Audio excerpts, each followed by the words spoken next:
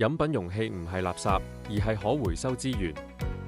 環境及自然保育基金資助源頭分類紙包飲品及膠樽有賞回收實踐計劃，喺全港5個商場同屋苑試行為期12個月嘅樽盒回收計劃，鼓勵市民乾淨回收飲品膠樽同埋紙包飲品盒，推動循環再造。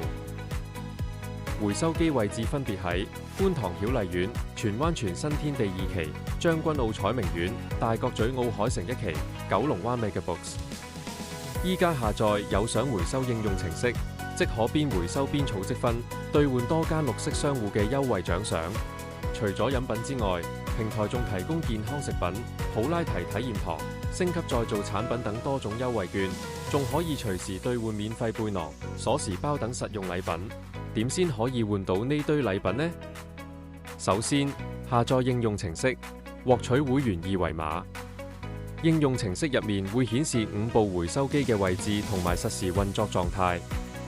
要留意回收機只接受一般喺香港市面上出售、樽身及盒身印有產品條碼嘅飲品容器。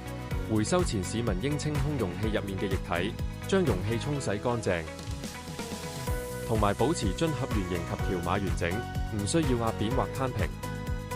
有賞回收程序非常簡單。首先，點擊屏幕開始回收，掃描會員二維碼，再按開始回收，然後將容器嘅條碼向上，並一個接一個咁投入回收機嘅回收通道。最後點擊完成投入，結算積分。